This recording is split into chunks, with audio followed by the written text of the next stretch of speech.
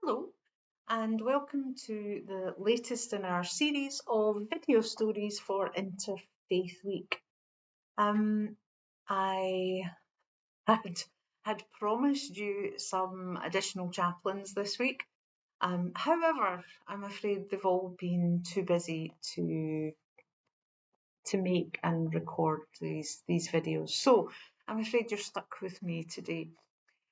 I've also had a bit of a busy week, and that got me thinking that this might be the theme for our story today. So I'm going to tell a story from a little book called The Things You Can See Only When You Slow Down. Something that we could probably all do with doing a bit more. So it's by Haemin Sunim, and this chapter is Why Am I So Busy? When everything around me is moving so fast, I stop and ask, is it the world that's busy, or is it my mind? We usually think of mind and world existing independently of each other. If someone asks where our mind is, most of us would point to either our head or our heart, but not to a tree or to the sky. We perceive a clear boundary between what goes on inside our minds and what happens in the outside world. Compared to the vast world outside, the mind nestled inside the body can feel small, vulnerable, and sometimes powerless. According to the Buddha's teachings, however, the boundary between the mind and the world is actually thin, porous, and ultimately illusory. It's not that the world is objectively joyful or sad and produces a corresponding feeling in us. Rather, feelings originate with the mind, projecting its subjective experience onto the world. The world isn't inherently joyful or sad, it just is. Perhaps we can better understand this through a conversation I had with a dear friend of mine, a reasonable and meticulous Buddhist nun. She recently oversaw the construction of a meditation hall in her temple after relating the ordeal of obtaining various permits and finding the right contractor. Amongst other things, she described the construction process in the following way. When it came time to place tiles on the roof, I saw tiles everywhere I went. I noticed the material they were made of, their texture, their thickness, their design. And when it came time to install the floor, all I could see were floors. I naturally zeroed in on the colour, origin, pattern, and durability of a hardwood floor.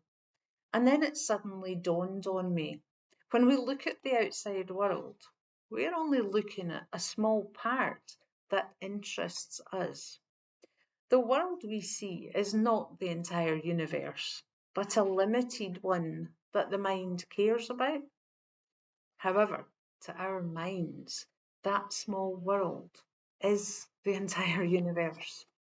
Our reality is not the infinitely stretching cosmos, but the small part that we choose to focus on. Reality exists because our minds exist.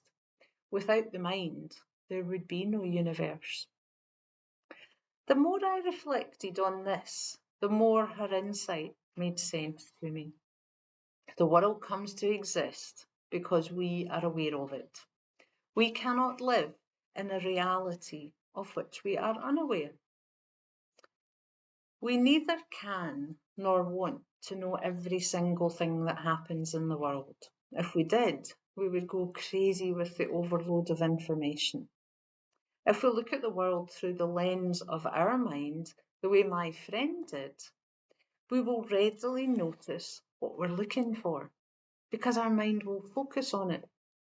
Given that the world we see through our mind's eye is limited, if we can train our mind and choose wisely where to focus, then we will be able to experience the world corresponding to the state of our mind. As a monk and a college professor, I am pulled in many different directions. During the week, I teach and conduct research, and on the weekend, I drive a couple of hours to assume duties at my teacher's temple. During school breaks, my schedule becomes even busier. I need to visit senior monks, serve as an interpreter for monks who don't speak English, go to different temples to give Dharma talks, and carve out time for my own meditation practice. On top of that, I continue to research and write academic papers. To be honest, I sometimes wonder whether a Zen monk should keep to such a full schedule. But then I realise it isn't the outside world that is a whirlwind, it is only my mind. The world has never complained about how busy it is. As I look deeper into myself to see why I am living such a busy life, I realise that to a certain extent, I actually enjoy being busy. If I truly wanted to rest, I could decline invitations to teach, but I have welcomed such requests because I enjoy meeting people who want my advice and helping them with what little wisdom I have.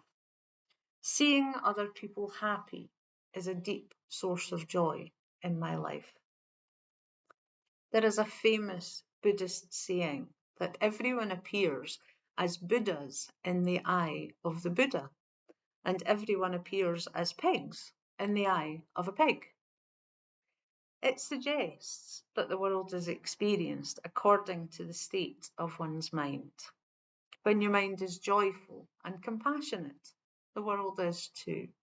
When your mind is filled with negative thoughts, the world appears negative too. When you feel overwhelmed and busy, remember that you're not powerless.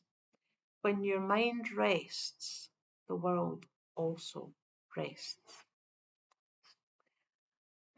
I hope that struck a chord with you. It did for me. It was a really powerful reminder for me that it's not just the what we're doing, it's the lens through which we view what we're doing.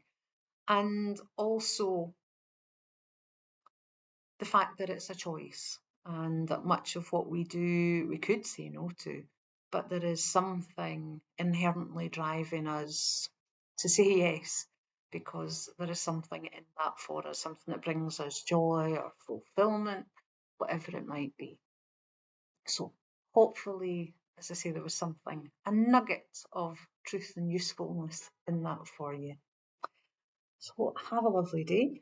You may well see me over the next couple of days in other videos. I wish you much love. Bye for now.